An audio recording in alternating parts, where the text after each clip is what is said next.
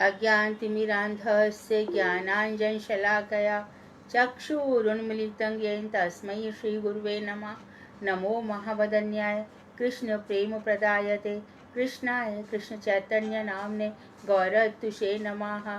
हे कृष्ण करुणा सिंधु दीनबंधो जगतपते गोपेश गोपिका कांत राधा कांत नमोस्तुते। तप्त कांचन गौरांगी राधे वृंदावनेश्वरी वृषभानुसुते देवी प्रणमामि हरिप्रिये। तवैवास्मि ना जीवामि त्वया विना इति विज्ञाय राधिके नय मां चरणान्तिके।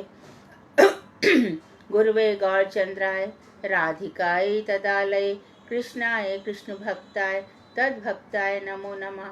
वाञ्छाकल्पतरुभ्यश्च कृपा सिन्धुभ्य च पतितानां पावनेभ्यो वैष्णवेभ्यो नमो नमः। श्री कृष्ण चैतन्य प्रभु नित्यानंद श्री अद्वैत गदाधर श्रीवासादि श्री गौर भक्त वृंद हरे कृष्ण कृष्ण कृष्ण हरे हरे हरे राम राम राम हरे हरे। मैं सर्वप्रथम मध्य गुरु पाद्म पद्म परमाराध्यतम परमहंसवर रूपानुगाचार्य वर्य परिव्राजकाचार्य वर्य नित्य लीला प्रविष्ट ओम विष्णुपाद अष्टोत्तर शत श्री मदभक्ति वेदांत श्री नारायण गोसाई महाराज के श्री चरण कमलों में अनंत कोटि दंडवत प्रणाम कर उनकी अहेतु की कृपा की भिक्षा करती हूँ। तत्पश्चात परमाराध्यतम प्रातः स्मरणीय नित्य लीला प्रविष्ट दंडी स्वामी ओम विष्णुपाद अष्टोत्तर शत श्रीमद भक्ति वेदांत श्री वामन गोसाई महाराज के अभय चरण कमलों में अनंत अनंत कोटि दंडवत प्रणाम कर उनकी अहेतु की कृपा की याचना करती हूँ। तत्पश्चात श्री ग्रंथ रत्न जैव धर्म तदीय रचयिता श्री सच्चिदानंद भक्ति विनोद ठाकुर के चरण कमलों में मेरा कोटि कोटि दंडवत प्रणाम स्वीकार हो। उसके बाद उपस्थित वैष्णव वैष्णवी श्रोता मंडली सभी को मेरा यथा योग्य वंदन अभिनंदन दंडवत। तो जैव धर्म के 9वें अध्याय में हम पढ़ रहे हैं प्राकृत विज्ञान और सभ्यता। तो प्राकृत जो प्रकृति से संबंधी ईश्वर तत्व पर विश्वास करते हैं उन लोगों का प्रसंग भक्ति विनोद ठाकुर ने उठाया। और उसके बाद ये जो चीज़ बहुत बढ़ चली है सभ्यता सिविलाइजेशन कल्चर इसको भी उन्होंने उठाया। तो सभ्यता के नाम पर उन्होंने बताया कि अपने दोषों को छुपा दिया जाता है और भद्र व्यवहार किया जाता है। Be good in your words not in your heart, ये सभ्यता है। आप हृदय से कैसे भी रहो। आप कल हमने बहुत सारे उदाहरण समझ के किया था कि बुरे से बुरा भी काम लोग करते हैं, जहर भी उगलते हैं, लेकिन इतनी मीठी वाणी में, और इसी को हम क्या कहते हैं, वे सभ्य पुरुष हैं। अरे उनका बात करने का तरीका बड़ा सभ्यतापूर्ण है, लेकिन बात करने के तरीके में वो दूसरों की जान तक भी निकाल डालते हैं। तो ये सभ्यता के नाम पर क्या बढ़ चला है, बर्बरता, वल्गैरिटी बढ़ गई है। तो इन्हीं प्रसंगों को भक्ति विनोद ठाकुर आहत हुए हैं कि इसको सनातन धर्म के एकदम खिलाफ है, इस सभ्यता को नहीं मानना चाहिए। तो उन्होंने जब अदित दास ने कहा कि असरल हृदय में इतना कपट है, तो कपटपूर्ण सभ्यता जितनी बढ़ेगी वह मनुष्यों की दुर्गति करेगी। सभ्यता के नाम पर क्या बढ़ रही है, दुर्गति। दिगंबर कह रहे कि अरे दुर्गति क्यों होगी सभ्यता के नाम पर। तो अदित दास ने कहा मैंने पहले ही बतलाया है कि मानव बहुत सुंदर बात कह रहे हैं, अद्भुत, कि भैया मानव कितना जी लेगा, आखिर बचपन देखते देखते निकल जाता है। अभी हम देखते छोटी सी बिटिया हमारी एकदम बड़ी हो जाती है, छोटा सा प्यारा सा मुन्ना एकदम बड़ा हो जाता है। 18 साल का तो सरकार भी कह रही है कि भैया इनको वोट देने का अधिकार, इतना समझ चुका है। और उसके बाद देखते देखते विवाह इत्यादि होते हैं 30, 32, 35 इयर्स के बाद बच्चे ये कहते हैं आजकल कि हम तो बूढ़े हो गए, क्यों, शरीर नहीं चलता।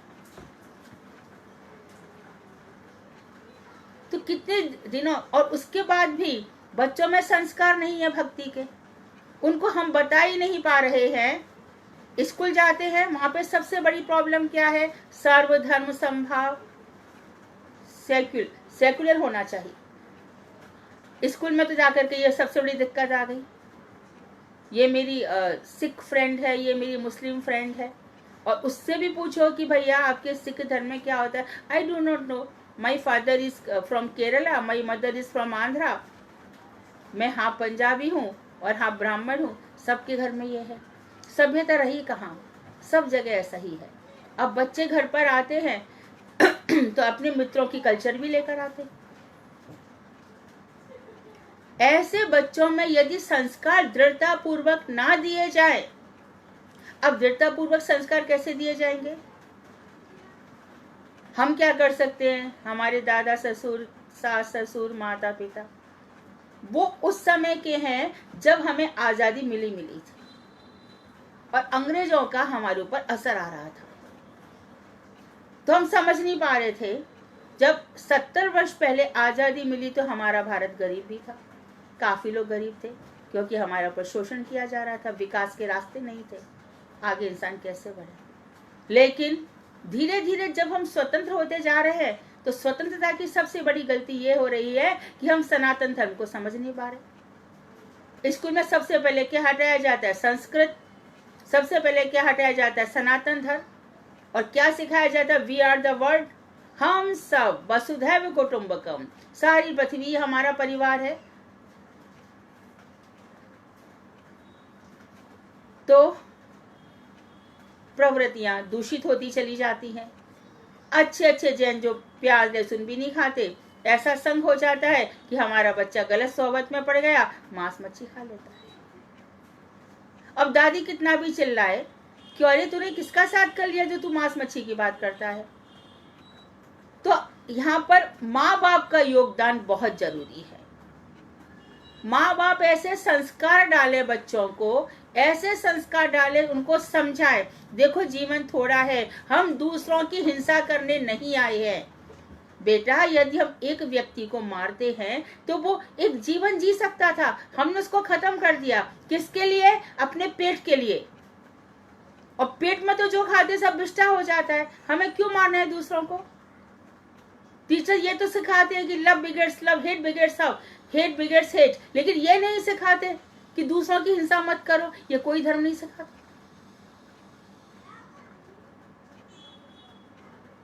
जीव जीवस्य भोजनम, अरे जीव जीव का भोजन है, खाते आए हैं, पहले भी खा रहे थे।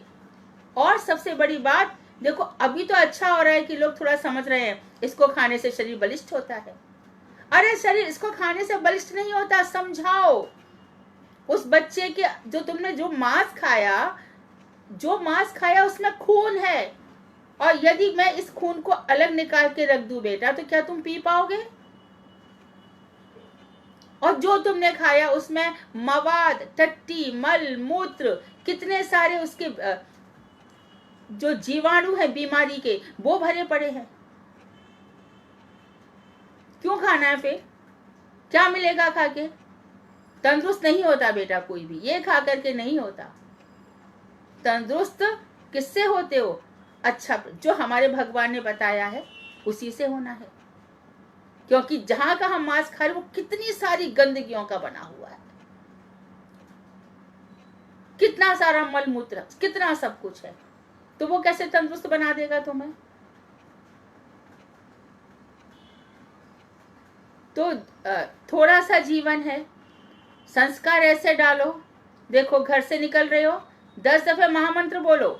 क्यों बोलूं? इससे तुम्हारी रक्षा होगी। कभी मैं रहूं ना रहूं, पिताजी रहे ना रहे, भाई बहन रहे ना रहे, ये मंत्र तुम्हारी रक्षा करेगा बेटा। ये तुम्हारे साथ हमेशा रहेगा। परीक्षा हो रही है, परीक्षा के लिए ही नहीं, हमेशा ही तुम्हारा मंगल होगा। हमारे जो तुम भारतवर्ष में पैदा हुए हो या कहीं और भी हुए हो, यदि भगवान का नाम तुम्हारे साथ है तो सब जगह तुम्हारी रक्षा होगी। तो इस तरह से उनको संस्कार, स्कूल में यह संस्कार नहीं मिलेंगे। उन लोगों तो स्कूल चलाना है। क्रिश्चियन स्कूलों में हिंदू बच्चे जा रहे हैं, अब ऐसा कुछ भी नहीं है हिंदू स्कूलों में मुस्लिम बच्चे आ रहे हैं। ये सब तो है ही नहीं, सब सर्वधर्म संभाव हो गया। अभी तो ऐसी बातें करोगे तो जेल हो जाएगी और आपको ये अधिकार नहीं है, वो अधिकार नहीं है। आप हमारे धर्म में गुरुदेव कहते थे विदेशों में जाकर, और हमारे स्वामी महाराज भी कहते थे, हम सनातन धर्म की बात कर रहे हैं, हम भगवान श्री कृष्ण की बात कर रहे हैं। तो कृष्ण शब्द तो हमें बहुत जगह सुनने को मिलता है। हमारे गुरुदेव कहते कृष्ण से ही, जो क्रिश्चियन है वो कृष्ण शब्द से ही निकला है, वो सब फिर बहुत डिटेल की बातें हैं। तो दुर्गति का कारण ये है कि जीवन बहुत थोड़े दिनों का है। क्षण भंगुर जीवन की कलिका, प्रात समय खिली ना खिली। ये जीवन क्षण भंगुर है। हम रात को सो गए, सुबह उठे ना उठे। रट ले हरि नाम रसना, अंत समय हिली ना हिली। हे जीव, तू ऐसी आदत डाले, अपनी जीव को कह रहे रट, ये अंत समय हिली ना हिली। कब आ गया, कब भर गया, आवाज नहीं निकला हरे कृष्णा। सांस फूलने लग गई, विस्मृति हो गई, कुछ याद नहीं रहता, सब भूल रहे हैं। तो ऐसी दुर्गति मनुष्य की होती है। फिर क्या होगा, फिर से 1,84 में भटके रहो। जिस भगवान ने हमें पैदा किया है उसका सिस्टम तो समझ लो ना। उसने हमें पैदा भी किया और मारने की व्यवस्था भी पहले ही कर रखी है। मरेगा तू, जातसी मृत्यु ध्रुवम, तू उत्पन्न हुआ है तो मरेगा मरेगा मरेगा, लेकिन तेरा शरीर मरेगा। तो फिर क्या करूं? तो देख, अच्छे काम कर तो क्या होगा, तुझे मनुष्य शरीर तो मिलेगा, लेकिन तेरा आवागमन का पीछा नहीं छूटेगा। तो तू क्या कर, मेरे पास आ जा। मामे ये प्रपद्यन्ते माया मेताम धरंती थे। जो मेरी शरण लेते हैं वो मेरी माया से तर जाते हैं। तो देख, ये छोटा सा जीवन है, क्षुद्र जीवन है, लघु जीवन है। फिर समय, आधा समय तो फिर जैसे समझाया जाता है किसमें निकल जाता है, सोने में निकल जाता है। अभी सब लोग कहते हैं कि भैया उम्र कितनी है, 60 इयर्स, बाकी तो हम बोनस जी रहे हैं। 60 साल तो बच्चों का विवाह शादी इत्यादि में निकल जाएगा। तो इन सब स्थितियों के रहते रहते भी भजन करना है। ये स्थितियों से पीछा नहीं छूटने वाला। देखिए बहुत डिस्टर्ब हो रहा है, ये कौन है ये? हरे कृष्ण धनवेश जी, आप अपना माइक ऑन कर लो please. Sorry, because I was in the car. हाँ, तो उसके बाद फिर क्या होता है कि छोटे से जीवन में आधा टाइम तो सोने में ही चला जाता है। ये हम सब जानते हैं। सो के उठ के भी क्या करते हैं, नहाना धोना स्नान इत्यादि, जॉब, ये सब वो सब, फिर वही पिष्ट पेषण। प्रहलाद जी ने कहा, हर जन्म में वही करता आया हूं, खाता आया हूं, पीता आया हूं, बच्चे पैदा करता आया हूं, हर जन्म, हर योनि में। अब तो रुक जाओ, अब तो थम जाओ, अब तो अपने जीवन को सोने सा सुंदर बना लो। हरि नाम चिंतामणि है, हरि नाम पारस मणि है। लोक भी सुधरेगा, परलोक भी सुधरेगा। हम यहाँ किसी की परवाह करने नहीं आए हैं। हम कोई सोशल एनिमल नहीं है। Man is social animal, no. हम कोई एनिमल थोड़ी है। हम समाज के किसी नियम से बाध्य नहीं है, और समाज तो है ही नहीं भाई। कौन कह सकता है कि आज ब्राह्मण समाज सुरक्षित है या मुस्लिम समाज सुरक्षित है? सब आपस में सब कुछ एक हो गया। फिर किस समाज की बात कर रहे हो? कौन रिश्तेदार? कोई नहीं है। जरा एक दुख का आके देखे ना, कितने रिश्तेदार आते हैं आपके पास, हमें बताना।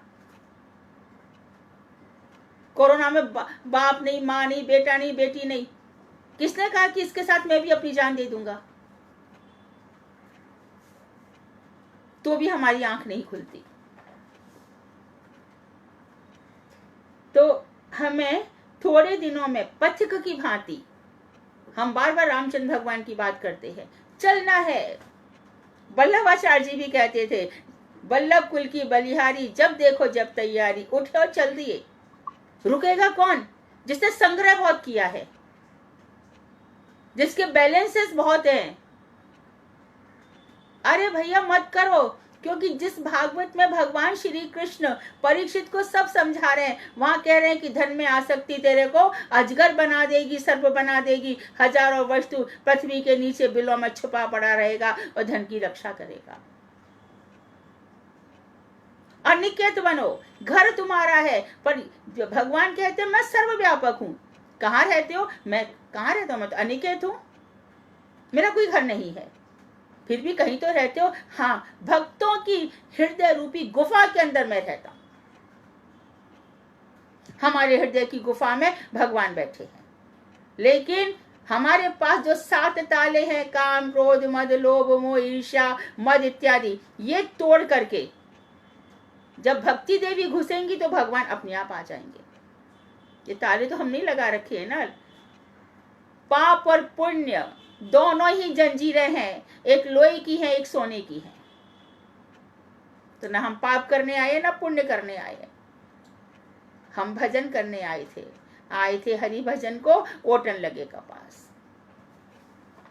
तो क्षणभंगुर जीवन के लिए हमें समझना चाहिए। तो पथिक, बहुत सुंदर शब्द कहा उन्होंने। हम क्या है? इस पथ के पथिक हैं। पांथ व्यवहार की उन्नति के लिए समय नष्ट करना मूर्खता का लक्षण है।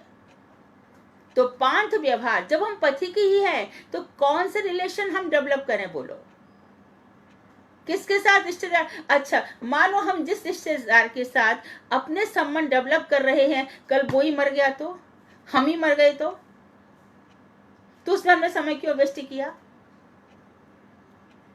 और फिर कृष्ण का नैया क्या कह रहे हैं? मैं हूं योगक्षेमं वहाम्यहम् अनन्यः चिन्तयन्तो माम ये जना पर्युपासते तेषां नित्याभियुक्तानां योगक्षेमं वहाम्यहम्। तो भगवान झूठ बोल रहे हैं क्या? क्यों रामाचार्य बल्लभाचार्य जी के पीछे लाखों लोग भाग गए? क्यों श्रीपाद नारायण गोसाई महाराज, बामन गोसाई महाराज के पास लाखों लोग भाग गए? भक्ति विज्ञान भारती महाराज के पीछे भाग रहे हैं, क्यों? उन्हें तो कोई रिश्ता नहीं बन पाया, कुछ नहीं किया, और कोई शिष्य छोड़ के जाए तो पीछे भागे क्या?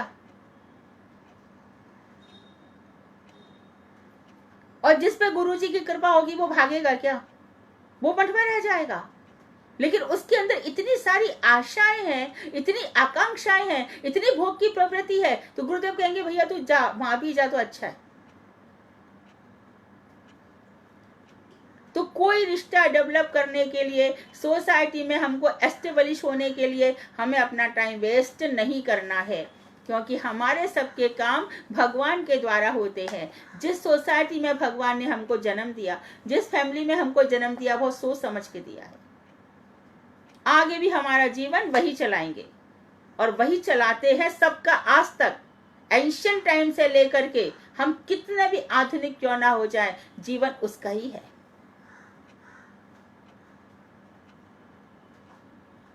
क्षणभंगुर जीवन की। कल ही कोई मुझे बता रहा था कि एक कोई बहुत सुप्रसिद्ध अभिनेता था, 40 वर्ष की उम्र में मर गया। क्या हुआ? यही तो बता रहे हैं।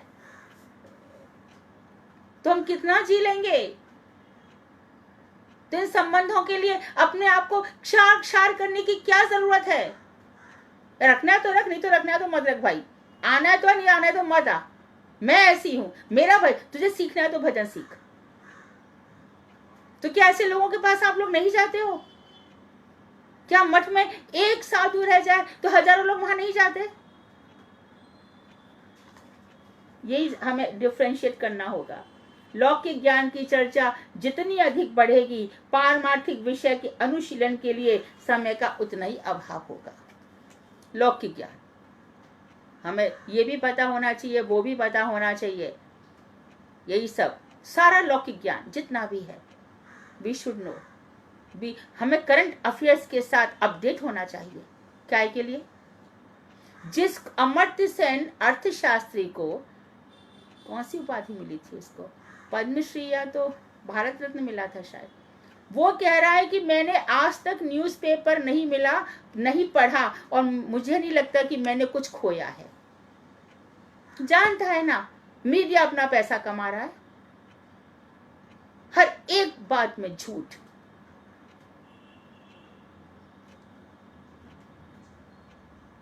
ये करंट अफेयर संसार में चलते रहेंगे। इनको जान लिया तो क्या पा लिया, क्या मिला?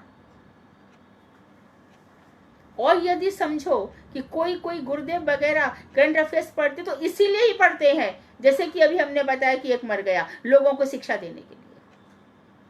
तुम समझो इस चीजों को, इन चीजों को समझो। द्वारकाधीश मंदिर के मुखिया जी थे, ये बात है 85-86 की। उनका एक बेटा एक बेटी थी। द्वारकाधीश मंदिर के प्रधान मुखिया जी, 24 इयर्स का बेटा उनका। और यम द्वितीया ना, तो गंगा दशहरा के दिन यमुना में नहाने गया और नहा करके फिर आया ही नहीं। 11-12 बज गए। बच्चा कहाँ चला गया, कहाँ चला गया, कहाँ चला गया? बहुत ढूंढा, गोताखोर उतारे गए, सारे मथुरा में हल्ला मच गया। फिर उसका बॉडी मिला, कछुआ खा गया। मुखिया जी का बेटा, सुंदर सुशांत, हर प्रकार से बढ़िया बच्चा, कोई कमी नहीं कहीं से भी। ये तो ऐसे जीवन में ये घटनाएं हम तो देखो। वो तो फिर मुखिया जी से पूछा, मुखिया जी आप तो इतनी भक्ति करते हो, आपका तो इतना दिन रात भगवान के साथ संबंध है। उनकी एक जो अदा थी, सारी दुनिया उस पर मोहित हो जाती थी। मानो 7 बजे दर्शन बंद करना है शाम को, तो लोग चले आ रहे, द्वारकाधीश की जय हो, जय हो। मुखिया जी 1 मिनट दरवाजा बंद करते करते दरवाजा खोल देते थे। और जब मुख्य न्यायाधीश आया हाई कोर्ट से, 10 मिनट लेट हो गए, दर्शन नहीं। भगवान की निद्रा में बाधा डालेगा? न्यायाधीश होगा अपने लिए। भक्त लोग किसी की परवाह नहीं करते। क्यों? महाप्रभु जी ने कह दिया है, कभू स्वर्ग उठाए कभू नरक डुबाए। कभी स्वर्ग के समान सुख मिल जाते हैं और कभी नरक के समान। ये कोई और नहीं होते, हमारी परंपरा में हो जाते हैं। देखते ही देखते एक इतिहास में एक बेटी बता रही थी कि शाहजहां के वंश में एक जो है वो बड़ा गरीब जीवन जी रहा है।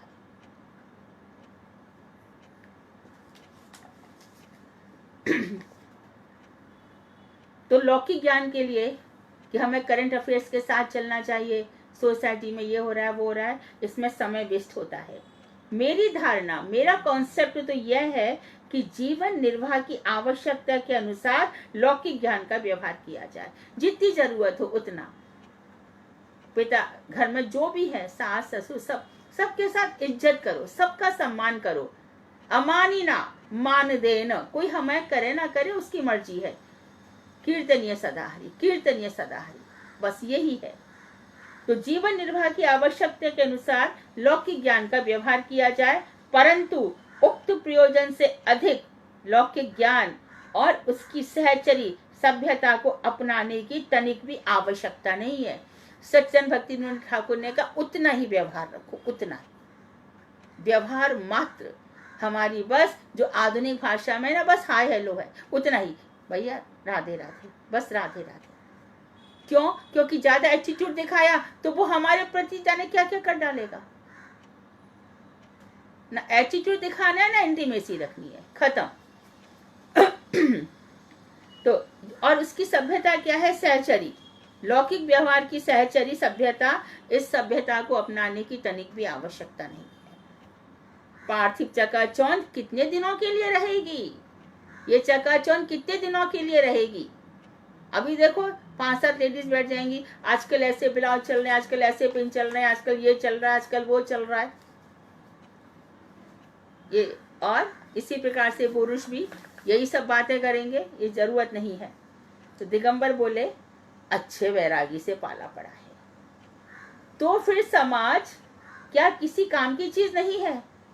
तो ये समाज किसी मतलब की चीज नहीं है।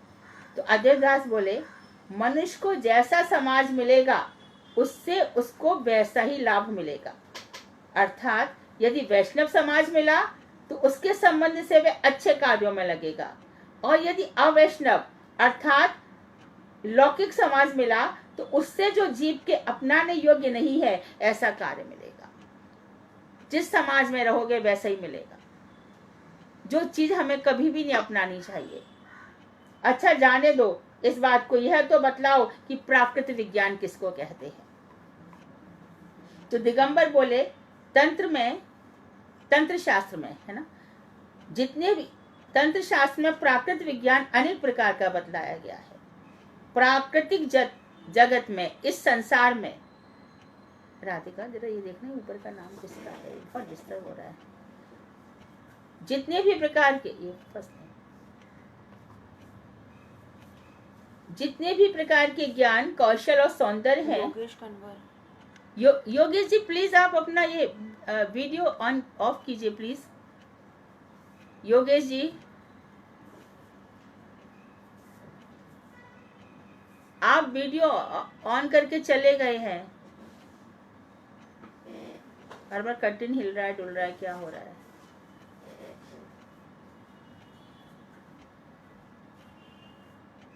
ठीक है, तो मनुष्य को जैसा समाज मिलेगा उसको वैसे ही होगा। वैष्णव समाज मिला तो वैसे ही काम मिलेगा, और जो वैष्णव नहीं है उनके साथ रहा तो वैसे ही समाज मिलेगा। तो उससे जो जीव के अपनाने योग्य नहीं है ऐसा कार्य मिलेगा, जो जीव को कभी नहीं करने चाहिए। जाने दो, यह बताओ प्राकृत विज्ञान किसको कहते हैं। तो उन्होंने कहा कि प्राकृतिक जगत में जितने भी प्रकार का ज्ञान है, एबिलिटीज हैं, क्वालिटीज हैं, कैपेसिटीज हैं, जितनी भी, और जितनी भी ब्यूटी है, ये सब प्राकृत विज्ञान के अंतर्गत है। कौन कौन से आ गए तो उन्होंने बता दिया प्राकृत विज्ञान कौन कौन सा है। धनुर्विद्या, इसमें हमें ये सब भी सीख लेना चाहिए। जितनी भी मिसाइलें बन रही हैं, बम बन रहे हैं, वो सब भी इसमें आ जाएगा, क्योंकि आजकल धनुष तो कोई नहीं चलाता। खाली भील जाति के पास चले जाओ, वहां अभी भी थोड़ा बहुत चला लेते हैं, कभी वो वृक्ष में फल इत्यादि तोड़ने के लिए। और आयुर्वेद, गंधर्व विद्या, गान, सिंगिंग, और इसमें सब ये सब भी आ जाएगा, ऑर्केस्ट्रा बजाना, वो सब कुछ आ जाएगा। और ज्योतिष विद्या, ये सब इस जगत की विद्या है जिनका ऊपर से कोई संबंध नहीं है, कोई संबंध नहीं है। प्रकृति आद्य शक्ति है, ये बता रहे हैं दिगंबर जी कह रहे हैं। फिर तत्व कथा कहनी पड़ी। उन्होंने इस जड़ ब्रह्मांड को उत्पन्न और प्रकाशित करके अपनी शक्ति द्वारा इसे बड़ा ही विचित्र बनाया है। तो प्रकृति ही आद्या शक्ति है। सबसे पहली शक्ति संसार में आद्या, प्राचीन, आद्या माँ, ये है। और इस जड़ ब्रह्मांड को उत्पन्न और प्रकाशित करके अपनी शक्ति द्वारा उन्होंने इस जगत को बड़ा विचित्र बनाया है। इस शक्ति का एक एक रूप, एक एक विज्ञान है। इस विज्ञान को प्राप्त करके 100 निस्तारणी के प्रति किए गए पापों से, मां निस्तारणी के प्रति किए गए पापों से जीव मुक्त हो जाता है। वैष्णव लोग इसका कोई अनुसंधान, वैष्णव लोगों को इससे कोई लेना देना नहीं है।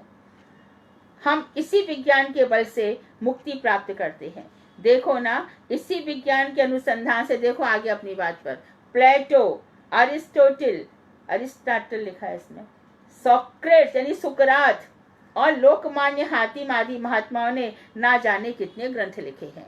तो उसने संसार की जितनी भी कारीगरी है सब बता दी, सब कुछ। आयुर्वेद ले लिया, धनुर्विद्या, और ये सब बता दिया उन्होंने। तो अद्वैत दास बोले, तुमने अभी कहा है कि वैष्णव जन विज्ञान की खबर नहीं रखते। तुम क्या कह रहे हो कि वैष्णव जन विज्ञान नहीं जानते? किंतु ऐसा नहीं है, क्योंकि वैष्णवों का शुद्ध ज्ञान विज्ञान से समन्वित होता है। इस चीज को गांठ बांध लो भाई। विज्ञान मतलब अनुभव। I have got the knowledge, लेकिन मैं रियलाइज नहीं कर रही हूँ, मुझे एक्सपीरियंस नहीं हो रहा है, मैं उसका एंजॉय नहीं कर पा रही हूँ, मैं कुछ भी नहीं कर पा रही। तो वो ज्ञान किस काम का है? मैंने ज्ञान प्राप्त कर लिया।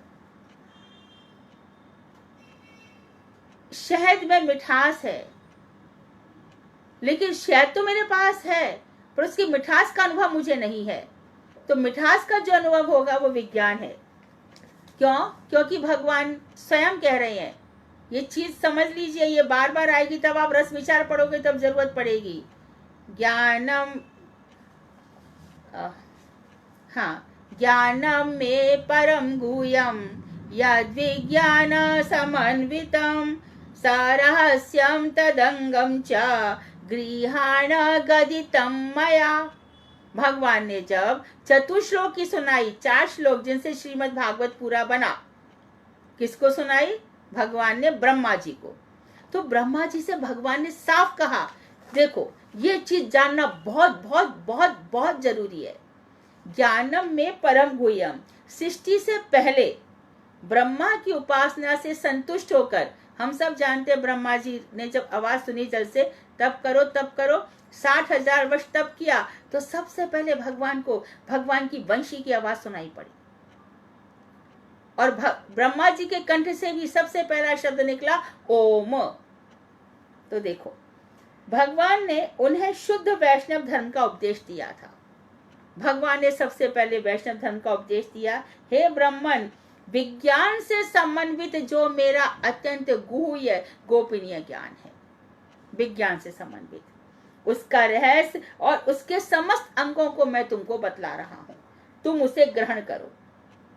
फिर बाद में वो बोले अहमेवा समेवाग्रे नान्य जगत सदत पर, फिर 4 श्लोक उन्होंने बोले, मैं बताती हूँ आपको। अच्छा, ज्ञान 2 प्रकार का होता है, एक शुद्ध ज्ञान और एक विषय ज्ञान, संसारी ज्ञान और शुद्ध ज्ञान। विषय ज्ञान को सभी मनुष्य इंद्रियों के द्वारा ग्रहण करते हैं। सामने विषय है और इंद्रियां हमारी भाग रही है। आंख का विषय है, कोई दृश्य है, कोई सीन है, कोई भी सीन हो, जगत में है, टेलीविजन पर है, फिल्मों में है, कोई भी हो। अच्छा, एक चीज विषय, कानों के लिए बहुत प्रकार का म्यूजिक है, ये सब वैश्विक है।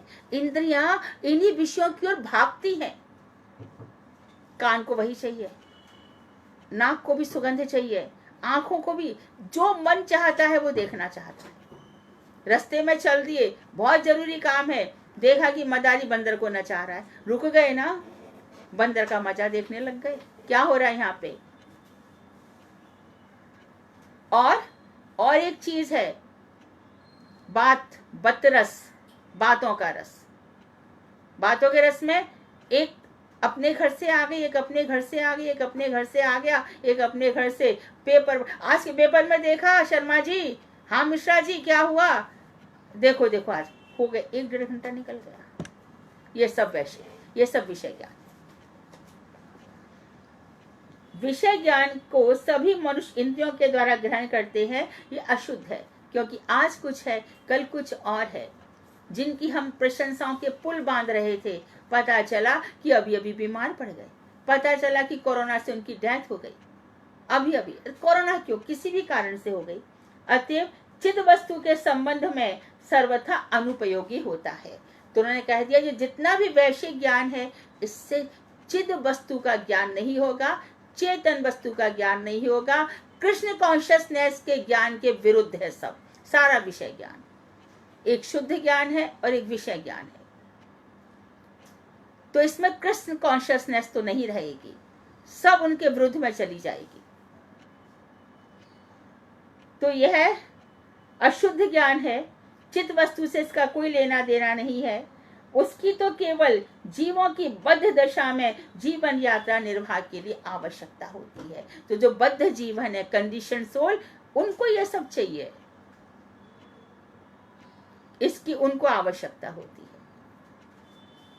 अभी बैंक में इंसान काम कर रहा है, सीए व्यक्ति अपने ऑफिस में काम कर रहा है, अरे आने दो, ये क्या बोलते हैं इसको, फरवरी के अंत में आता है ना बजट, क्या पागल हो जाते हैं, हर पग में तो बदल जाता है।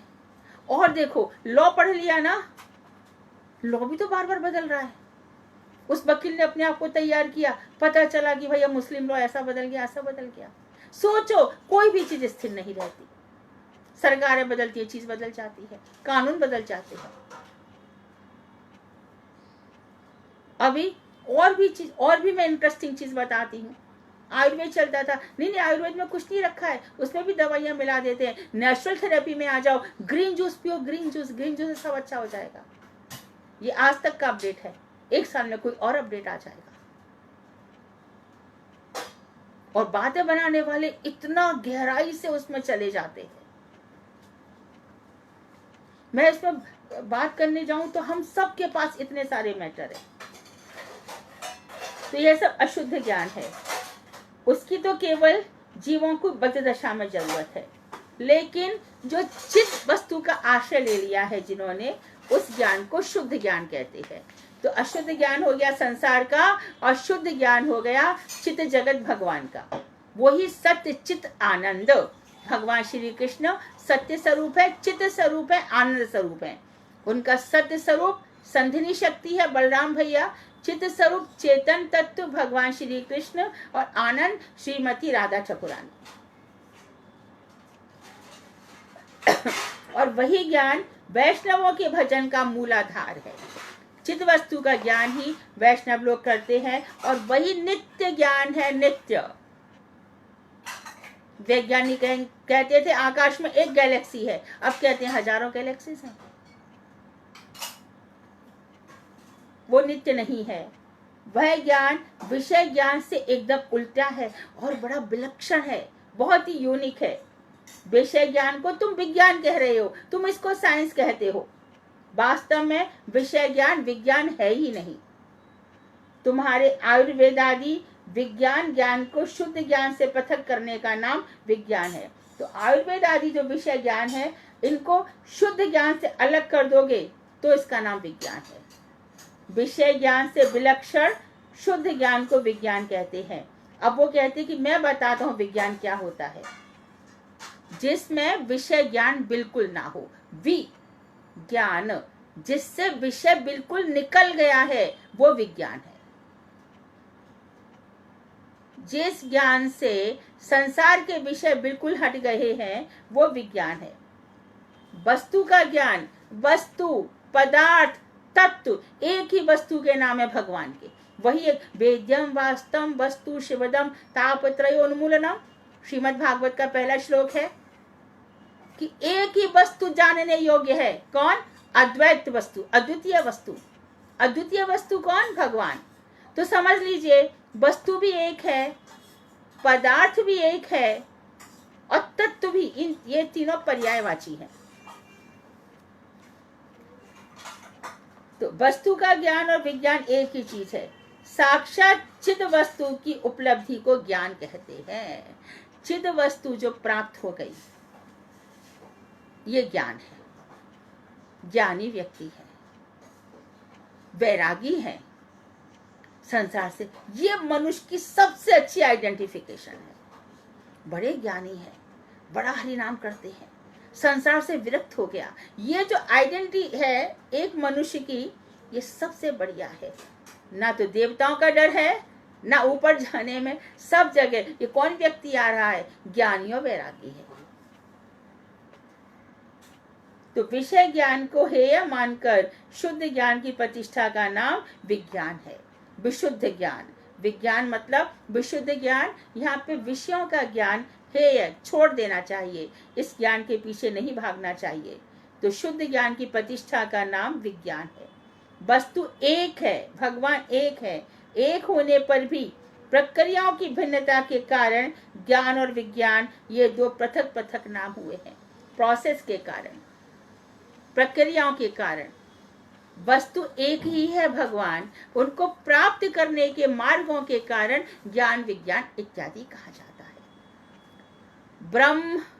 ब्रह्मवादी ज्ञान से प्राप्त करते हैं, योगी परमात्मा को प्राप्त करते हैं और भक्त भगवान को प्राप्त करते हैं। चीज एक ही है, वही ब्रह्म है, वही परमात्मा है, वही भगवान है। लेकिन भगवान सर्वश्रेष्ठ क्यों है? क्योंकि उनका सविशेष रूप है।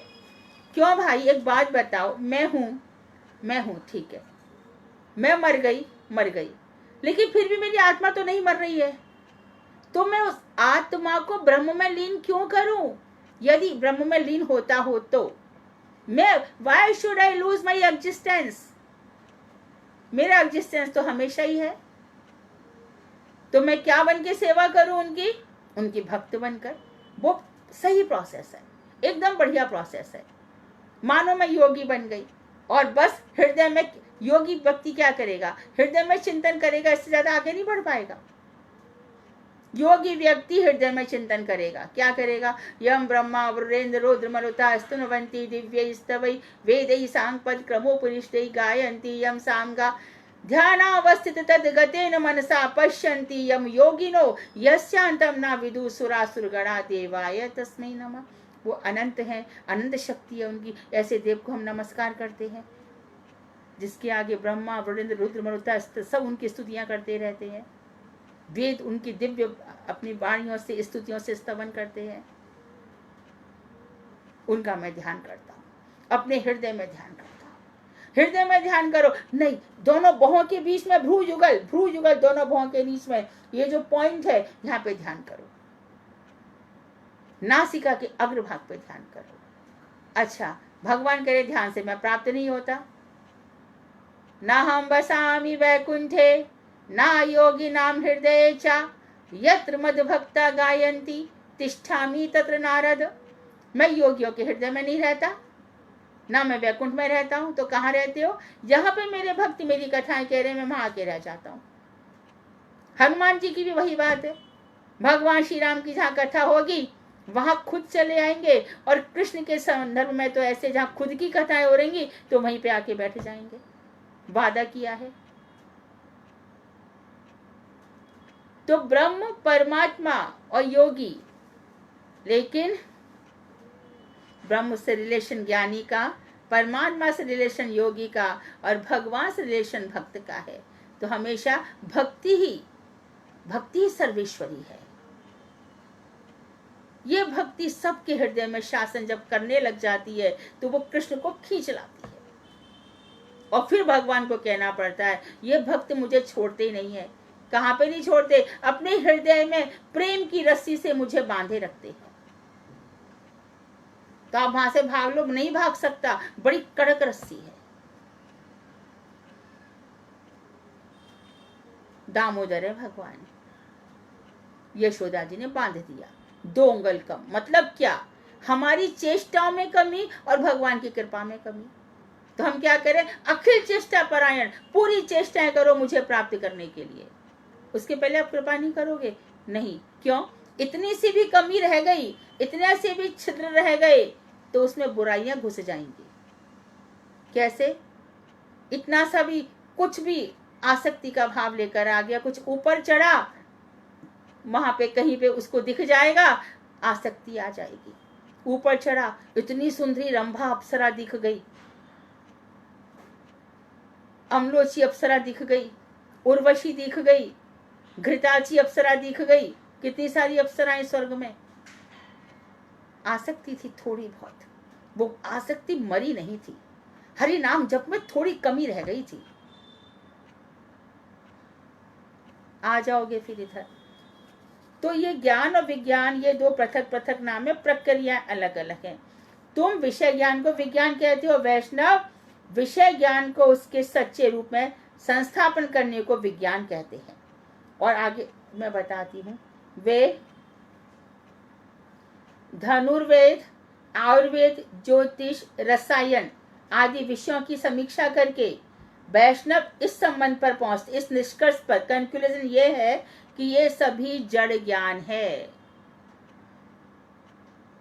उसके साथ जीव का नित्य संबंध नहीं है। अच्छा, क्यों नित्य संबंध नहीं है? आयुर्वेद है, बहुत अच्छी बात है। मैं तो कभी बीमारी नहीं पड़ी, मुझे क्या पता आयुर्वेद क्या होता है। ठीक है, मैं बीमार पड़ी, अरे होम्योपैथी ने इतना अच्छा असर कर दिया, मैं कैसे कह सकती हूँ कि आयुर्वेद बहुत अच्छी चीज है? और बम फटाकों से तो हमारा कुछ लेना देना ही नहीं है। ज्योतिषी के पास तो हम गए ही नहीं। क्यों? होइए वही जो राम रचि राखा, को कर तरक बड़ा वही साखा। तुलसीदास जी ने कह दिया वही होगा जो भगवान ने लिख रखा है, फिर तर्क वितर्क में क्यों पढ़ रहे हो? तो वो कहते हैं कि ये जो तुम सब कुछ बता रहे हो, हम इसको विज्ञान नहीं मानते। क्यों? जीव का नित्य संबंध नहीं है, अतएव ये जीव के नित्य धर्म के संबंध में अनावश्यक है। इसलिए मैं कहता हूं कि बस ये सब नॉलेज मत रखो। कभी कभी ये चीजें काम आ सकती है, बीमार हो गए तो, नहीं पढ़े तो। आगे नीचे बताया भगवान, नीचे नोट में दिया है, हे ब्राह्मण, अच्छा मैंने इसको बता दिया कि तुम ज्ञान विज्ञान रहस्य और तदंग तुम जीव बुद्धि से नहीं समझ सकते, मेरी कृपा से उपलब्धि करो। ज्ञान और विज्ञान, विशिष्ट ज्ञान, अनुभूति परक विज्ञान है जिसमें रियलाइजेशन है। आगे उसको स्पष्ट करेंगे। यही विज्ञान है। रहस्य, उसके अंदर जो गोपनीयता है और अंग, ये जो 4 चीजें हैं, ज्ञान, विज्ञान, रहस्य, तदंग, इन चारों को लेकर के तब मेरी अनुभूति होती है। अनुभव करो, उसकी गोपनीयता को समझो और संपूर्ण रूप से चाहिए रस विचार आ जाएगा, स्थायी भाव, व्यभिचारी भाव, बहुत कुछ आ जाएगा।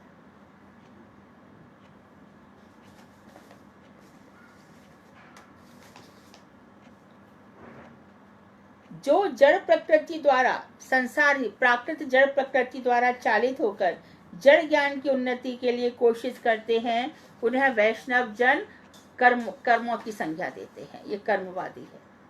उनकी निंदा नहीं करते, क्योंकि वे भौतिक उन्नति द्वारा वैष्णवों के परमार्थ अनुशीलन में परोक्ष रूप से कुछ ना कुछ उपकार कर ही रहे हैं।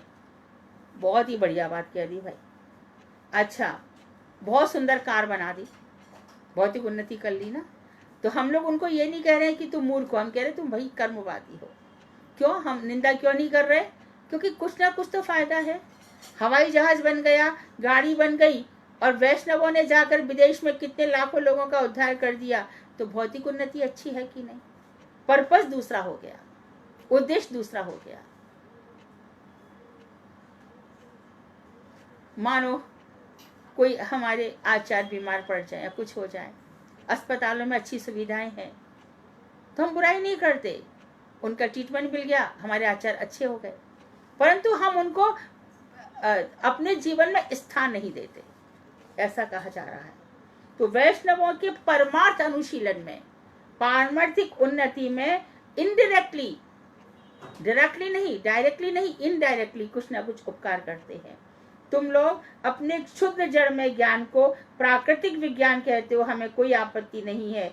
नाम को लेकर वाद विवाद मत करो, इसको तुम कुछ भी कहो, हम इससे कोई फर्क नहीं पड़ता। दिगंबर बोले, अच्छा यदि विज्ञान, भौतिक विज्ञान की उन्नति ना हो तो तुम लोग किस तरह सुख से जीवन निर्वाह करते हो, भजन करते हो? उसने पॉइंट पकड़ लिया कि यदि भौतिक विज्ञान की उन्नति नहीं होती, आज सिलेंडर, गैस, ये सब कुकर वुकर, ये सब भौतिक विज्ञान के आप लोग नहीं यूज करते हो क्या? अतएव तुम लोगों को भी जड़ उन्नति की चेष्टा करनी चाहिए। तो अजय दास ने कहा कि प्रवृत्ति के अनुसार प्रत्येक मनुष्य कुछ ना कुछ चेष्टा करता है, कोई मनुष्य खाली नहीं बैठता, मन तो बिल्कुल भी नहीं बैठता, मन तो कुछ ना कुछ करता ही रहता है, परंतु सर्वनियंता ईश्वर उन चेष्टाओं के फल को यथा योग्य दूसरे मनुष्यों में बांट देते हैं। और एक चीज आ गई भाई, चेष्टाएं होती हैं, फल उन्हीं को मिलेगा ऐसा नहीं है। शास्त्र कहते हैं कि कभी कभी ऐसा होता है कि बहुत बड़े आचार्य बहुत भजन करते हैं, बहुत भजन करते हैं, इतना भजन, अब इतना जो भजन उनका हो गया, इतने सारे अच्छे काम भी उनसे होते चले जाते हैं, कोई भी उनके शरणागत होता है, सब उनका, तो इतना जो सच्चा, इतना सारा फल है, क्या करते हो उसका? उनको तो ऊपर जाने के लिए इतना था ही नहीं। बोले, शास्त्र कह रहे हैं, कौन सा उपनिषद है ये? श्वेताश्वतर उपनिषद में कहा जा रहा है कि वो जो फल है वो मैं उनके शिष्यों को बांट देता हूं, और यदि गृहस्थ हो तो गृहस्थ में भी कर देता हूं, और यदि उनसे पाप हो गया तो उनके दुश्मनों को दे देता हूं, क्योंकि कर्म बिना फल दिए मरता नहीं है। तो यदि साधु संत या घर में कोई व्यक्ति हो तो शिष्यों को अच्छा फल मिलता है, और कभी कभी बच्चों को मिलता है। जैसे कि हमारे गंगेश्वरानंद जी थे रमण रेती में, मेरे दादी दादाजी के वो लोग वहां जाते थे, कुछ स्वीकार नहीं करते थे, कुछ भी नहीं, भजन, बस भजन भजन। लेकिन उनके जो पुत्र हैं आज, श्री शरणानंद जी नाम है उनका, अपने शिष्य का उनको क्या कुछ इतना वैभव,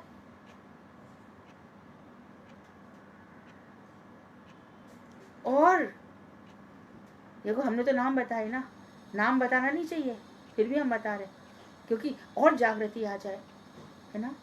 और ये और दूसरे जो लोग हैं जेल में जो बैठे हैं उनकी पूरी की पूरी संतति नष्ट हो गई। वो भी तो नारायण नारायण कर रहा था ना, कैसे उद्देश्य से कर रहा था। कथा तो ऐसी भी आती है कि मंदोदरी ने कहा कि देखो पुल बन गया राम नाम लिखकर, किससे झगड़ा कर रहे हो। तो रावण बोला कौन सी बड़ी बात है, पुल तो मैं भी बना सकता हूं, तो कोशिश करो। तो रावण ने क्या किया, वो राम की महिमा तो जानता ही था ना, उसने कहा कि हे पत्थर मैं तेरे को फेंक रहा हूं राम का नाम लेकर, श्री राम कह के उसने ऊपर रावण लिखा। देखो ये भी तैर गया, ये भी तैर गया।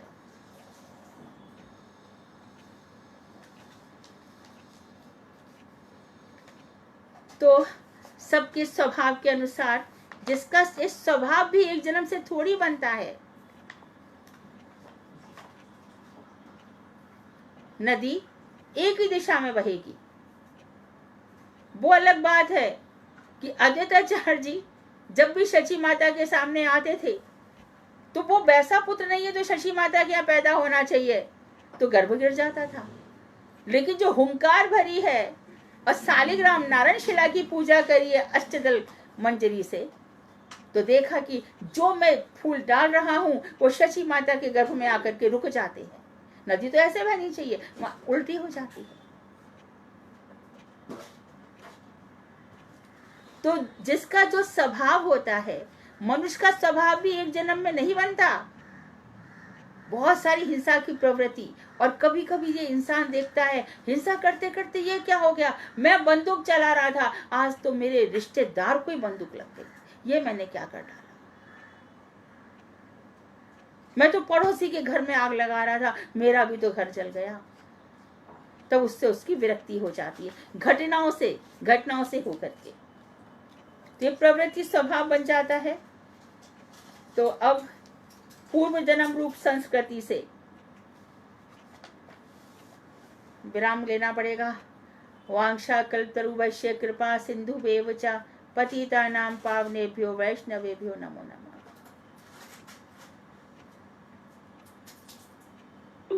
दूसरे फोन में आती है।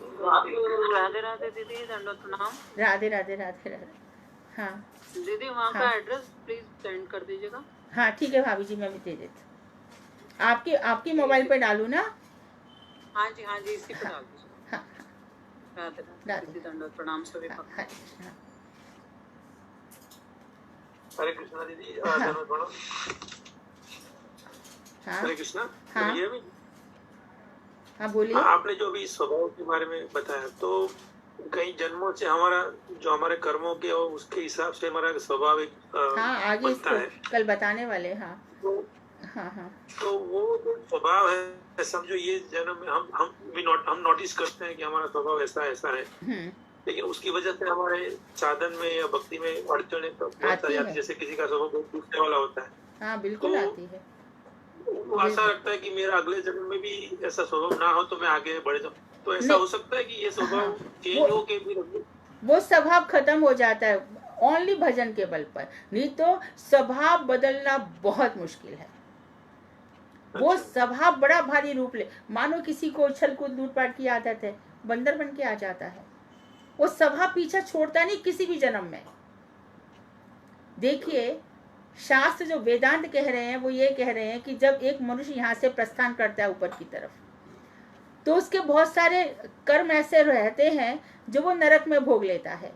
उसके बाद जो भुक्त भोग कर्म है, जो भोग लिए, उसके बाद जो कूट पाप बीज ये सब है, उनको लेकर के वो इस संसार में आता है। और जब तक वो शुद्ध आत्मा नहीं हो जाता तब तक वो भटकता ही रहता है। तो इस अवस्था को कहते हैं अनुशयी जीव। प्रकृति का प्रलय हो जाता है, प्राकृत प्रलय हो जाता है, सब कुछ नष्ट हो जाता है। तो जो जीव हैं वो बीज के रूप में पड़े रहते हैं, लेकिन उसके संस्कार भी उसके अंदर रहते हैं, संस्कार नष्ट नहीं होते। तो उसको कहते अनुशयी जीव अपने संस्कारों को लेकर के। तो वहाँ ब्रह्मा जी के यहाँ पे ब्रह्मा जी जब उसको जन्म देते हैं तो उसको तुरंत देखते हैं कि इसका पिछले जन्म का क्या था। बड़ा यहाँ से भी कंप्यूटर से बड़ा भारी वहाँ कंप्यूटर चलता है। तो उसी के अनुसार मानो प्रलय हो गई, 84 लाख योनियां फिर से बनानी है उनको।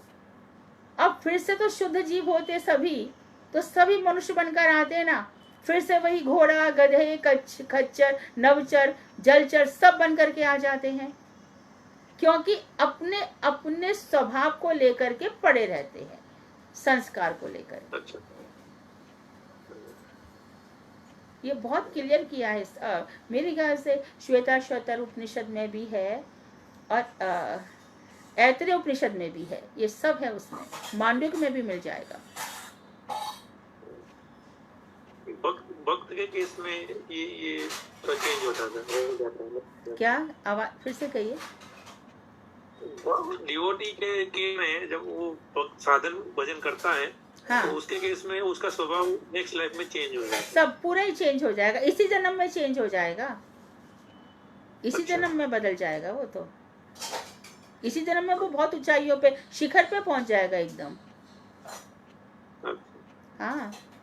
दूसरा एक मुझे पूछना था दीदी कि पूर्व जन्मों के स्वभाव के किसी का स्वभाव बहुत गुस्से वाला है, झगड़े करने वाला है, तो वो पूर्व जन्मों के स्वभाव की वजह से समझो किसी वजह से वो भक्ति लाइन में आ तो गया, लेकिन पूर्व जन्मों के स्वभाव की वजह से वो अपराध कर बैठता है, तो वो अपराध कैसे गिना जाएगा? वो हाँ वो हाँ, उसको समय तो लगेगा, ये तो निश्चित है, ही विल टेक टाइम। जो पूर्व जन्म का संस्कार है वो उसका जाता ही नहीं है किसी भी स्थिति में, पग पग पे आएगा। लेकिन भगवान या किसी वैष्णव या उसकी कोई सुकृति बन गई तो फिर उसके चांस रहते हैं। लेकिन वो अपराध भी करेगा ना, क्योंकि स्वभाव उसका ठीक नहीं है। हाँ, करेगा ना, तो अपराध करेगा तो फिर वो आगे कैसे बढ़ेगा? वो नहीं बढ़ सकता, क्योंकि उसको 84 लाख में भटकना ही है। मैंने अभी बताया ना कि उसके जो बुरे फल है वो मरेंगे, मिटते ही नहीं है। देखो राजा नृग, भागवत में कथा है ना, राजा नृग गिरगिट बन गए ना, कितनी सी बात पर वो गायों का दान करते थे, तो एक गाय भूल से जो दान में हो गई थी वो दूसरी जगह चली गई, एक महात्मा की गाय, इसी में उनको गिरगिट बनना पड़े, तो गलती से हुआ था, उनकी खुद की भी मिस्टेक नहीं थी। और फिर छोटा हरिदास को भी महाप्रभु जी ने त्याग कर दिया। ये तो रहेगा ही, वो यदि स्वभाव इम्प्रूव नहीं हुआ तो कई योनियों में जा सकता है। जड़ भरत को भी जाना पड़ा भाई, वो भी, उनको भी मृग बनना पड़ा, आसक्ति का स्वभाव था। और परीक्षित का, इसमें हम परीक्षित का भी कह लेंगे, मेरी बात नहीं मानी तो उन्होंने एकदम क्रोध में उठा करके शमीक ऋषि के गले में सांप डाल दिया। परंतु यहाँ पे सब भागवत हुई, सब कुछ हुआ। परीक्षित तो बहुत ऊंचे वैष्णव थे, उनको हम ये बात नहीं कहना चाहिए, परंतु ऐसा देखा जाता है। पुरंदर, ये क्या नाम है इसका, पुरंजन जो है, उसको अपनी पत्नी पुरंजनी से कितनी आसक्ति है। तो पुरंजनी पढ़ा ना, वैदर्भी बन के आया ना, विदर्भ देश की राजकुमारी वैदर्भी बनकर आ गया। और जब जो प्राचीन बरी है, उन्होंने कितना पशुओं को मार रहे थे, तब उनको रोका गया। ये तो कोई और होता तो उसको जाने कितनी योनियां मिल जाती, क्या होता। इसीलिए तो कहते हैं कि भैया किसी पर दया मत करो, किसी से आसक्ति मत, सब अपना अपना कर्म भोगने आए हैं, सेवा करो तो वैष्णवों की। इसमें समय बचता है। एक व्यक्ति बीमार पड़ा तो 10 दिन उसको हॉस्पिटल देखने जा रहे हैं रोज, और रोज उसके घर पे विजिट कर रहे हैं, फिर वो उसके घर में खुशी आ गई तो फिर अब 5 दिन से जा रहे हैं, और फिर वो मर गया तो 12 दिन गरुड़ पुराण जा रहे हैं। अपने लिए कब जिएंगे?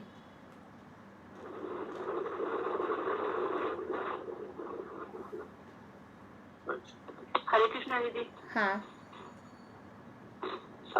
कोई जीव जो है वो केवल मनुष्य योनि में ही अपने कर्मों की सजा भोगता है या फिर और भी योनियों में? हाँ, नहीं, बाकी सब तो भोग योनियां है ना। देवता बन जाएगा तो जितने भी उसने अच्छे कर्म किए हैं वहाँ भोग भोगेगा, और जैसे ही वो वहाँ पर बैलेंस खत्म हुआ नीचे आ जाएगा, गिर जाएगा। वहाँ पे बोलते फॉल, सीधा गिरा देंगे, 1 मिनट नहीं रखेंगे वहाँ पर। और बाकी जो मनुष्य जन्म तो कर्म योनि है, ये भोग योनि नहीं है। पर दीदी मनुष्य तो केवल कर्म ही करेगा ना, पाप करेगा या पुण्य करेगा, और फिर यही 2 चीज तो करता है मनुष्य। हाँ, तो उसके लिए उसको भोग मिलते हैं ना। तो ऐसा क्या करे कि फिर कुछ भी ना मिले, ना पुण्य भी ना मिले? भजन भजन भजन भजन, उसकी जो आत्मा में चित वस्तु है उसकी जागृति। नारद जी जब दासी के पुत्र थे तो 4 महीना उन्होंने क्या किया, जितने भी महात्मा थे उन सब की उच्छिष्ट खाया, और उसके बाद भगवान के भजन में उनका मन लग गया। तो माँ जो थी उनकी वो सेवा करते, माँ का ध्यान रखते थे, लेकिन धीरे धीरे भगवान की कृपा से उनकी माँ भी चली गई। उन्होंने कहा अच्छा हुआ मैं अकेला रह गया।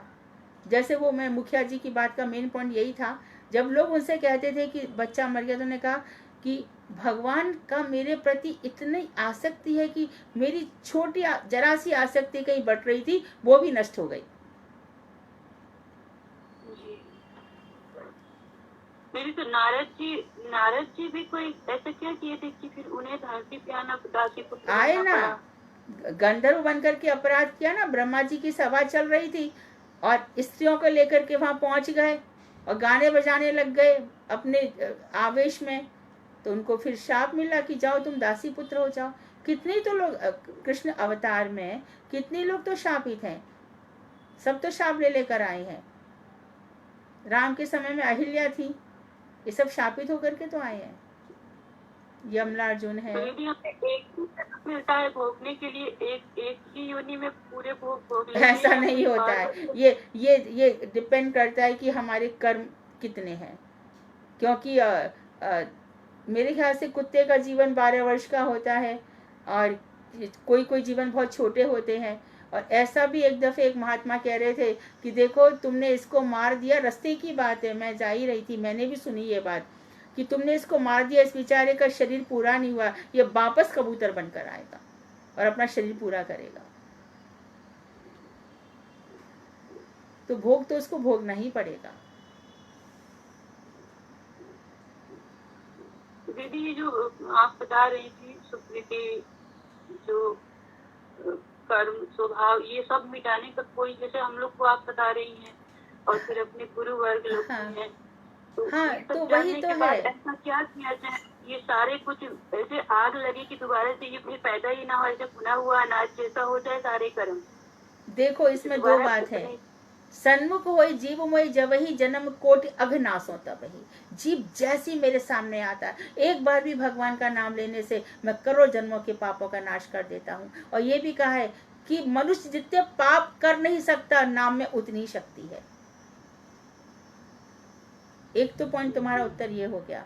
और दूसरे पॉइंट ये भी है कि बड़े बड़े आचार्य, बड़े बड़े महात्मा कि ये कहते हैं, उद्धव जी भी कहते हैं कि ब्रज की लता पता मोहे कीजिए। आपको मुझे जन्म ही देना है तो आप मुझे ब्रज में ही जन्म दे देना, आप कोई भी योनि दे देना, आपका नाम निकलता रहे। मानुष हो तो वही रसखान, बसो ब्रज गोकुल गांव के गौरन, और जो पशु हो तो कहा बस मेरो चरो नित नंद की धैनु मचारन। पाहन हो तो वही गिर को जो धरियो कर छत्र पुरेंद्र धारण, और जो खग हो तो बसेरो करो मिल कालिंदी कूल कदम की डारन। पशु बनाए तो अपनी गैया बना लेना, पक्षी बनाना है तो कदम जहां पर आपने चीरहरण किया था वहां पे मुझे रख देना, पत्थर ही बनाना है तो गोवर्धन पर्वत का बना देना। यानी कि अपना से कभी विलग न करना आप। बस अनपायनी भक्ति ये इसने मांगी विभीषण ने। विभीषण आज तक है, चिरजीवी है, वो भक्ति कर रहे हैं। अनपायनी भक्ति कभी भी आपसे अलग ना हो। मार्कंडेय जी भी यही कह रहे हैं, आपके चरणों में मेरी अविचल भक्ति हो, एक क्षण के लिए भी हटे नहीं। फिर वो जो भी जन्म दे, यहाँ भी दे, खुद भक्ति में ठाकुर दे रहे हैं, नरक भी दे दो तो क्या है, आपका नाम निकलता रहे। तो दीदी ये परिवार के लोग जो अपने हैं, इतनी सारी आसक्ति हो जाती है, ये लोग कौन है जो इतनी आसक्ति हो जाती है? क्या पहले इनसे आसक्ति थी हमारी? हमारा पहले जन्म से इनका लेना देना होता है। और गीता में तो कहीं तो लिखा है कि बहुत सारे देवी देवता भी कभी कभी बाधा डालने के लिए आते हैं। बहुत शुद्ध आत्माएं होती है, उनका कुछ नहीं होता, वो लोग भी बाधा डालने के लिए आते हैं, क्योंकि देवी देवताओं के मस्तक के ऊपर पैर रखकर मेरा भक्त मेरे धाम में आता है, तो उनको लगता है कि अरे ये तो हमसे बहुत ऊंचा बढ़ गया। तो कभी कभी वहां ऐसा भी होता है, पर उस समय भक्त बिल्कुल वो जो अडिग हो जाता है उसका कोई कुछ नहीं बिगाड़ सकता।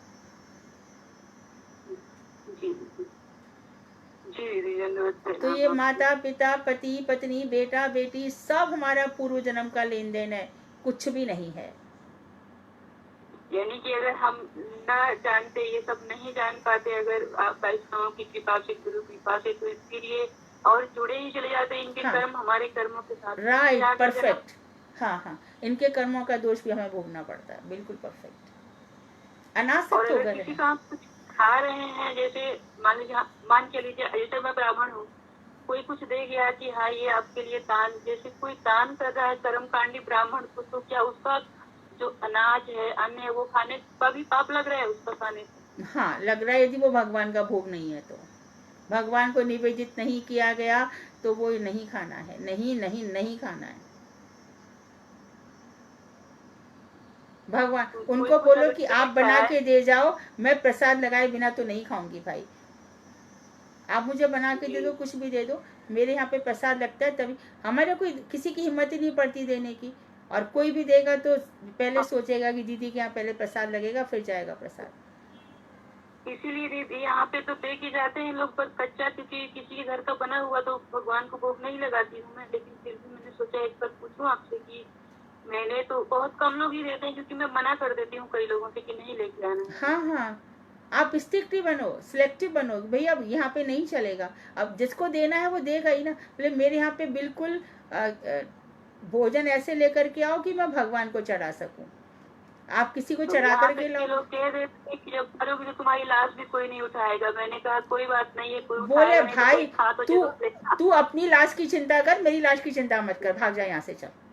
सीधा ही बोलो उसको। नहीं, ये कह देते हैं कोई खा तो लेगा, किसी का पेट तो भर ही जाएगा, मत उठाना। तुम बिल्कुल इन बातों से प्रभावित ही मत हो। उसको बोलना अपनी लाश की चिंता कर, मेरी चिंता तो तूने मुझे जन्म नहीं दिया जो तू मेरी चिंता कर रहा है। मेरे लिए मेरे भगवान है। गहन है, लेकिन ये तो अरे ऐसे ही बोलते सब मूर्ख कहीं के।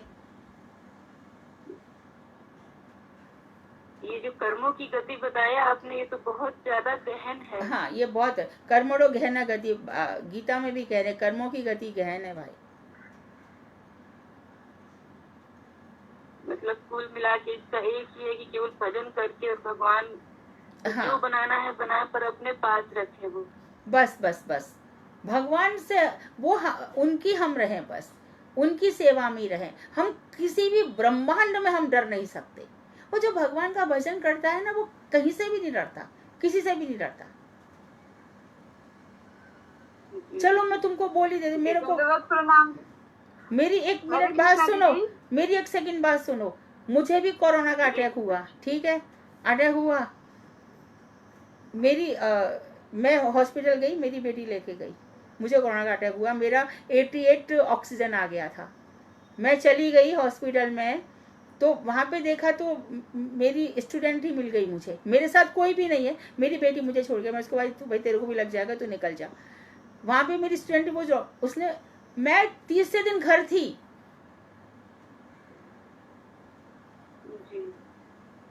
मैंने उसको बोला कि भाई तेरा ये 30,000 रुपया रोज का तू ऐसे बिल 3 दिन बाद चौथे दिन मुझे दिया। चौथे दिन मुझे वहां से रिलीज किया। इतने में उसने 1 लाख का बिल बना दिया। मैं कहा सोनम भैया तू क्यों मेरा रोज इतना पैसा बढ़वा रही है, या तो मुझे बुखार या ब्रेथलेसनेस है, कुछ भी तो नहीं है, तू भेज दे मेरे को घर पे। मैं तो आ गई और लिख के भी दिया बिल्डिंग वालों को कि इनके टच में जो भी होगा उनको कोरोना नहीं होगा।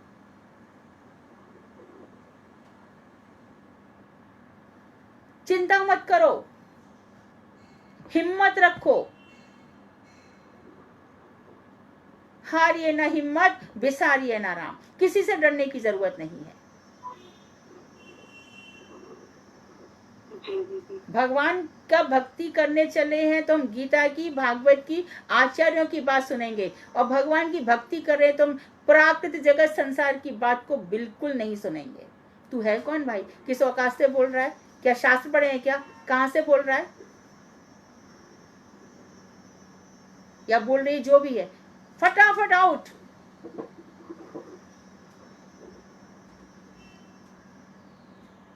देखो कड़क बनो अपने लिए, थोड़ा सा जीवन है, किसी की मत सुनो, सीधी सी बात है। क्षमा अगर मुझे ऐसी क्रोध आ जाता है, मैं क्षमा चाहती हूँ। मेरे को बहुत गुस्सा आता है।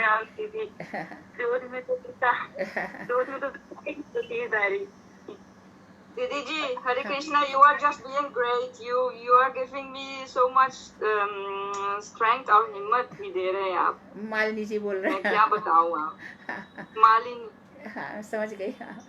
आप तो I am so thankful to गुरुदेव जो आपको भेज दिया मेरे पद पे। क्या बताऊँ मैं, किससे बताऊँ? अब क्या हम लोग तो सब गुरु जी के कृपा ना होती गुरु की तो आप नहीं मिलती हम लोग, मैं तो बिल्कुल भी नहीं मिलती, ऐसे व्यक्ति को थोड़ी मिलती है आप। गुरु जी कभी नहीं, गुरु जी की कृपा है। वही गुरु, बस वही है, गुरु जी की कृपा से हम गुरु जी जैसे ही बनेंगे। उनकी बेटियां हैं ना, मथुरा मठ में कोई भी किसी को कुछ होता था तो गुरुदेव बोलते थे, मैं उसको बुलाता हूँ बम्बई से, मेरी वीरांगना बेटी है एक। क्यों घबराते हो, किसी ने तुमको जन्म नहीं दिया, जन्म वहीं से आया है, मृत्यु भी वहीं से आएगी। तो देखो हम किसी को सुनते ना, कोई हमें सुनाता है, सुनना ही बंद कर दो।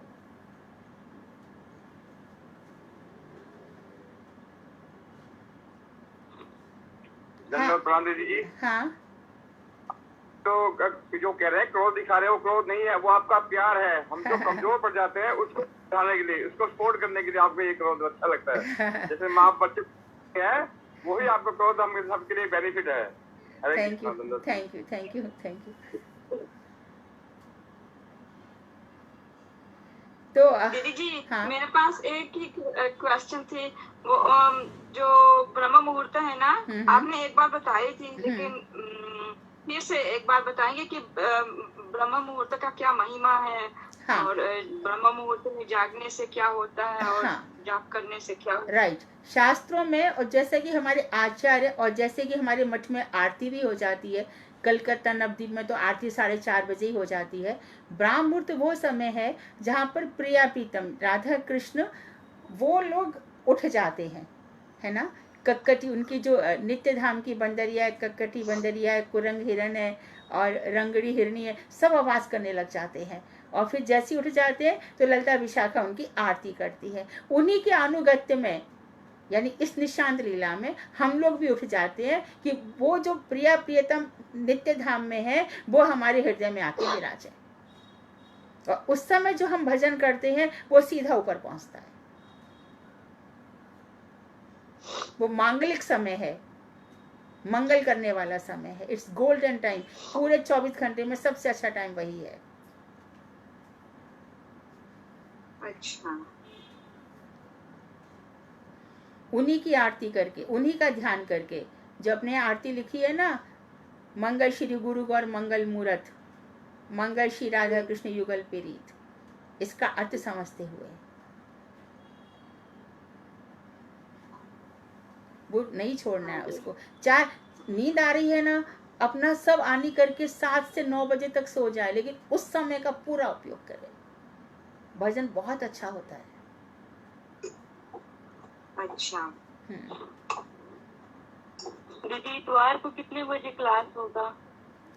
अभी क्लास सीधा बुधवार को ही होगा, क्योंकि यहाँ पे मैं कोशिश करूंगी लाइव दिखाने की। बम्बई में बहुत बड़ा प्रोग्राम होता है राधा अष्टमी का, तो उसकी तैयारियां चल रही हैं। आज भी मैं बैठ गई थी कि नहीं, मैं क्लास तो नहीं छोड़ूंगी। तो मंगलवार को राधा अष्टमी है और सभी लोग बहुत जोश के साथ मनाएंगे।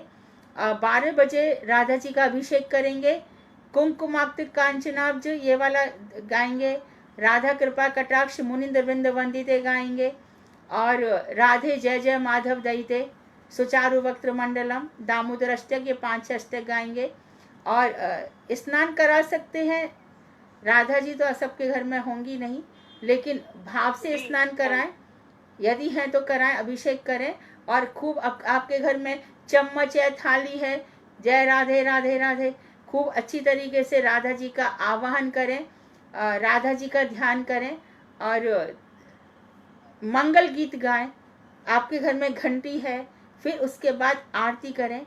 आरती करने के बाद शंख, जो भी हम शंख और चावल इत्यादि रुलाते हैं वो सब करें। बहुत ही प्यार से राधा जी का अभिनंदन करें और उनको यही कहें कि राधे आप हमें अपने चरण में रखना, बिल्कुल ये हमारा जीवन व्यर्थ ना जाए। श्री राधे, बस खूब अच्छे से। व्रत की विधि क्या है दीदी? व्रत की क्या विधि है? उस दिन 12 बजे तक हम लोग करते, फिर नहीं करते। फिर गुरुदेव ने तो मना ही किया है, व्रत नहीं है उस दिन। 12 बजे तक खूब भगवान के लिए प्रसाद बनाएंगे, राधा जी के लिए। ये सब ऑफरिंग करने के बाद करना है। हाँ, या तो 12 बजे आरती कर लो या पहले ऑफरिंग कर लो, या इसके करने के बाद फिर ऑफर कर दो, उसमें फर्क नहीं है।